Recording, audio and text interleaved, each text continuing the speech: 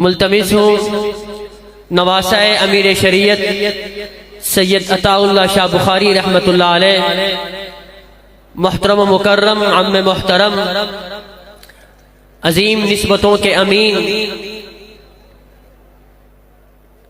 حضرت سید کفیل شاہ صاحب بخاری دامت برکات العالیہ سے آپ امیر ہیں مجلس احرار کے کہ تشریف لائیں اور اپنے خیالات تعالیہ سے ہمیں نوازیں۔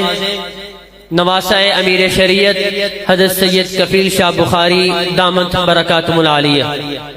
الحمد للہ وحدہ والصلاة والسلام علی سید الرسل وخاتم الانبیاء محمد وعلی آلہ واصحابہ وازواجہ وذریاتہ واتباعہ وبارک وسلم تسلیما کثیرا کثیرا۔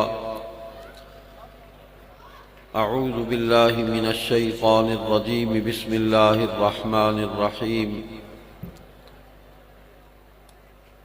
هو الذي بعث في الأميين رسولا منهم يتلو عليهم آياته ويزكيهم ويعلمهم الكتاب والحكمة وإن كانوا من قبل لفي ضلال مبين۔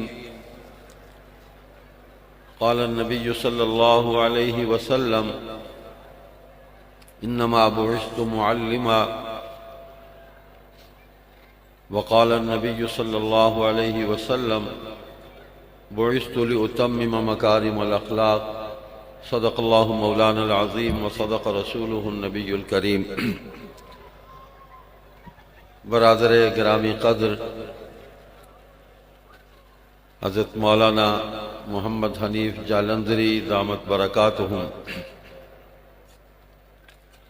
اسٹیج پر موجود علماء کرام، میرے بزرگوں، بھائیوں، طلباء عزیز، السلام علیکم ورحمۃ اللہ وبرکاتہ۔ جامعہ خیر المدارس میری بھی مادر علمی ہے اور میرے اکابر کی بھی مادر علمی ہے۔ انہیں بھی جو عزت اور جو مقام ملا، جو فیض ملا، وہ اسی جامعہ خیر المدارس ہی کی معرفت سے ملا۔ استاد العلماء حضرت مولانا خیر محمد جالندری رحمۃ اللہ علیہ، ان کی صحبت، ان کی شفقت اور ان کی مہربانیوں سے ہمیں عزت اور احترام ملا۔ اللہ کا شکر ہے کہ یہ تعلق، یہ نسبت آج تیسری نسل تک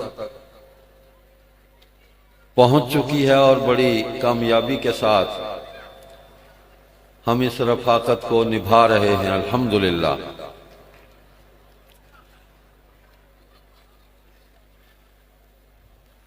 مجھ پر مختلف ذمہ داریاں ہیں اور ان نسبتوں کے حوالے سے بھی مجھے کچھ اپنا بھی لحاظ کرنا پڑتا ہے اور کچھ باتیں ان نسبتوں کی وجہ سے عرض بھی کرنی پڑتی ہیں۔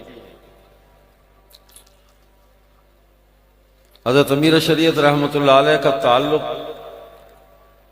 حضرت مولانا خیر محمد جالندری رحمۃ اللہ علیہ کے ساتھ کچھ ایسا تھا کہ بھائی بنے ہوئے تھے، اور یہی وہ تعلق تھا کہ وہ اپنے سب سے بڑے فرزند حضرت مولانا سید ابو معاویہ ابو ذر بخاری رحمۃ اللہ علیہ کو جب خیر المدارس جالندر لے کر پہنچے تو حضرت نے فرمایا کہ کیسے آئے؟ فرمایا کہ اس کو لے کے آیا ہوں بیٹے کو کہ دین پڑھ لے۔ دارالعلوم دیوبند بھی لے کے گیا، سہارنپور بھی لے کے گیا، اور بھی کئی مدرسے اس کو میں نے دکھائے، ہر جگہ اس نے کہا میرا دل نہیں لگتا۔ تو جب خیر المدارس میں پہنچے تو اب اس نے کہا کہ ابا جی یہیں پڑھوں گا، میرا دل یہاں لگ گیا۔ حالانکہ مدرسہ کی کوئی عمارات، کوئی سہولیات جو آج ہے یا دارالعلوم دیوبند میں جو کچھ تھا، سہارنپور میں تھا، وہ خیر المدارس میں تو اتنی سہولیات نہیں تھی۔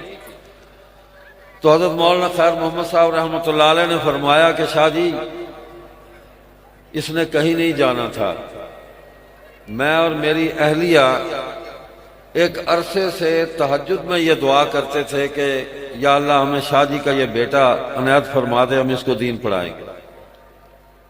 اب اندازہ کریں کہ یہ ان کی غیبوبت میں ایسی عظیم الشان دعا تھی، اس کی قبولیت کے راستے میں کیا چیز حائل ہو سکتی تھی۔ تو پھر حضرت مولانا خیر محمد رحمۃ اللہ علیہ نے اپنی اس چاہت کہ جس طرح ناز برداریاں کی ہیں کہ گھر سے کھانا لے کے آتے تھے خود اٹھا کے، تو اصل نام تو ان کا عطاء المنعم تھا، لیکن بعد میں انہوں نے تحریکی اپنی جد و جہد کی نسبت سے ابو معاویہ ابو ذر بخاری کر لیا تھا۔ تو وہ کہتے ہیں کہ کھانا لے کے آتے تھے، لیکن ادب میں، مدرسے کے نظم و ضبط میں، استاد کے حکم میں کہیں بھی کوئی خرابی پیدا نہیں ہونے دی، کوئی شکایت نہیں ہونے دی۔ جو پڑھایا اس کو پورے ادب سے پڑھا، سمجھا، اور استاد کی نگرانی میں اس پر عمل کی کوشش کی۔ اس کے ساتھ ساتھ یہ ہے کہ شہر کے اندر جلسے بھی ہوتے تھے جلندھر میں، ظاہر بات ہے عطاء اللہ شاہ بخاری رحمۃ اللہ علیہ تو خطیب تھے، ہر طرف ان کی تقریریں ہوتی تھی، تو جلندھر شہر میں تقریر سنائی تو حضرت حکیم الامت نے پوچھا کہ یہ جو شعبہ تبلیغ تحفظ ختم نبوت ہے احرار کا، اس کی ممبرشپ، اس کی رکنیت کی فیس کیا ہے؟ تو شاہ جی نے عرض کیا 1 روپیہ سالانہ۔ تو حضرت حکیم الامت رحمۃ اللہ علیہ نے 20 روپے عنایت فرمائے، کہا کہ 20 سال کے لیے احرار کے شعبہ تبلیغ ختم نبوت کا رکن بنتا ہوں، زندہ رہا تو تجدید کروں گا، مر گیا تو صدقہ جاریہ چلتا رہے گا۔ پھر شاہ جی ان سے یہ ہدیہ لے کر آیا، اور آج پوری دنیا میں ختم نبوت کا جو پیغام چل رہا ہے، یہ حکیم الامت رحمہ اللہ کی توجہات اور اس سرمایہ کے اندر ان کی پاکیزہ اور حلال رقم جو ہے وہ بھی شامل ہے، اور اس کا اجر آج تک ہمیں مل رہا ہے، انہیں مل رہا ہے، اور تحریک آگے چل رہی ہے۔ تو حضرت ابو ذر بخاری رحمۃ اللہ علیہ کو ایک دن پوچھا کہ حافظ جی کیا پڑھ رہے ہو وہاں خیر المدارس میں؟ تو عرض کیا کہ ابا جی گلستان بوستہ پڑھ رہے ہیں۔ فرمایا کہ وہ تو تم نے امرتسر میں پڑھ لی تھی، 2 سال ابتدائی تعلیم وہاں تم نے حاصل کر لی تھی، یہ پھر نئے سرے سے وہاں شروع کر دی۔ تو عرض کیا کہ ابا جی ایسا محسوس ہوتا ہے کہ میں تصوف کی کوئی کتاب پڑھ رہا ہوں۔ فرمایا کہ بھائی یہ گلستان بوستہ اور تصوف کوئی سمجھ میں نہیں آ رہی بات اس کی جوڑ کی۔ تو عرض کیا ابا جی مولانا ممتاز احمد تھانوی ہیں رحمت اللہ علیہ، وہ پڑھاتے ہیں۔ فرمایا ہاں بھائی یہ تصوف تو پھر تھانہ بھون کے گھر کی چیز ہے، وہ تو جہاں سے چاہے اس کو نکال لے اور اللہ کی مخلوق کو اللہ سے جوڑ دے۔ تو بات کو سمیٹتا ہوں، وہ فیض آج تک چل رہا ہے، اور حضرت مولانا خیر محمد جلندری رحمۃ اللہ علیہ گو سیاسی مزاج کہ نہیں تھے کہ سیاسی سرگرمیوں میں حصہ لیتے، رائے ضرور تھی، لیکن دینی اجتماعات میں، دینی تحریکوں میں بھرپور حصہ لیا۔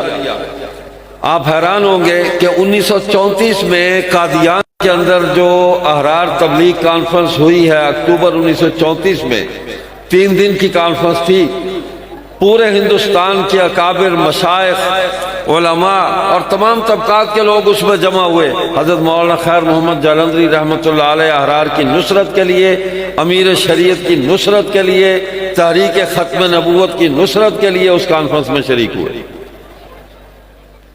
تو ہمارے لیے یہ اعزاز ہے کہ ہماری نسبت ان بزرگوں سے ہے۔ یہاں بھی تشریف لاتے تھے شاہ جی، ان کے فرزند بھی آتے رہے، آج کوئی بھی نہیں رہا، تو وہی بات ہے کہ کبرانی موت الکبرا۔ تو ہم جیسے نالائقوں کو یہاں گفتگو کرنے کا انہوں نے حکم فرما دیا، ورنہ ہم تو یہاں گلی ڈنڈا اور کچھ گرم کھیلا کرتے تھے۔ یہ ہماری مجھے تو وہی یاد ہے، میں اپنے آپ کو یہاں آ کے وہی سمجھتا ہوں، لیکن اس ادارہ میں اور اس ماحول کے اندر کوئی کشش ہے، کوئی اضطراب ہے، کوئی تڑپ ہے، کوئی فیض ہے کہ دور دراز سے لوگ کھنچے یہاں چلے آتے ہیں۔ اور وہ حسرت موہانی نے پتہ نہیں کس تناظر میں کہا تھا، لیکن وہ شعر مجھے اچانک یاد آ گیا کہ میں حضرت قاری صاحب کو مخاطب کر کے ہی کہتا ہوں، ہمارے ساقی تو اب یہی ہے کہ کوئی تو بات ہے ساقی کہ میں قدے میں ضرور جو دور دور سے میں خار آ کے پیتے ہیں، اور بفیض میں قدا دیکھو کہ 4 ہی دن میں ہم ایسے رند بھی پینا بتا کے پیتے ہیں۔